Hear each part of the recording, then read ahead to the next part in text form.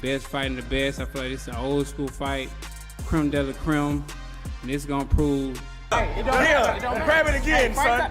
Grab it again. Spence cornering Crawford. The jab, the shot to the body. There's one of the biggest physically imposing welterweights. Not only the best welterweight in the world, it's going to prove who the best fighter in the world is. What made that night echo beyond the final bell was not just the result, but the shift it created in how people understood greatness. Because before that fight, the debate lived comfortably in theory. Fans argued résumés. Analysts compared statistics. Trainers debated stylistic matchups in slow-motion replays and gym conversations. But after that night, the debate changed form. It was no longer about potential outcomes. It became about witnessed reality. The kind of reality that only exists when two undefeated champions collide and one walks away having rewritten the limits of what elite looks like.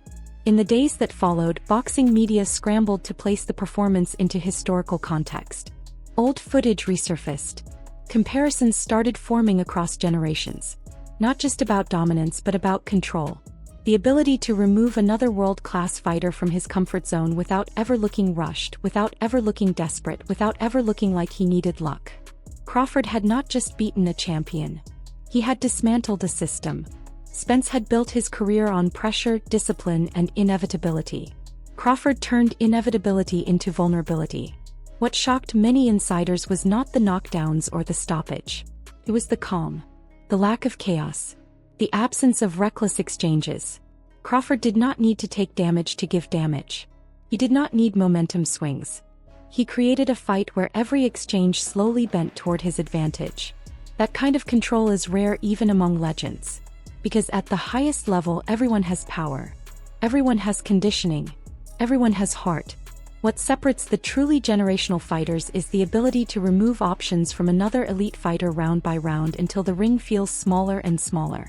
For Spence, the aftermath became a story of resilience rather than defeat. Fighters like him do not disappear after losses like that. They rebuild. They study. They adapt. Inside elite gyms, losses like this are not career endings. They are brutal education. And the boxing world understood something important. Losing to a historically great performance does not erase what came before. It reframes it. Spence was still the same relentless pressure fighter who broke world champions. Still the same technician who dominated elite contenders. But now his story included something deeper. Proof that even the most disciplined systems can meet a mind operating on a different frequency. Meanwhile, Crawford stepped into a different kind of spotlight. Not louder. Not flashier. But heavier. Because pound-for-pound status is not just about skill. It is about responsibility. Every future performance would now be measured against that night. Every opponent would enter the ring trying to solve the puzzle that Spence could not solve in real time. And history shows that once fighters reach that level, the challenge changes. It is no longer about becoming great. It is about staying great while the entire sport studies your habits frame by frame. You could see it in how other champions talked about him after the fight. The respect sounded different. Less promotional. More analytical. Fighters started speaking about timing layers, stance-switching psychology, distance manipulation. Conversations that normally happen only behind gym doors started leaking into public analysis. Because Crawford forced the sport to talk about intelligence as a weapon equal to power. And that is where the fight truly left its permanent mark. It reminded the world that boxing at its highest level is not just violence. It is problem-solving under extreme pressure. It is pattern recognition while being hunted. It is emotional control while fatigue tries to erase discipline. Crawford showed what happens when a fighter can do all of that faster than another elite champion can adjust. Years later, younger fighters would study that performance not for highlight knockdowns, but for the spaces between punches. The foot placements. The subtle head positioning. The way Crawford forced Spence to reset constantly. The way he turned defense into offense without wasting movement. Those are the details that build legacies long after belts change hands. And for fans, that night became something more emotional. Because boxing needs nights like that. Nights where hype and marketing step aside and skill tells the entire story. Nights where two great fighters meet honestly and the result gives clarity instead of controversy. There was no judging debate.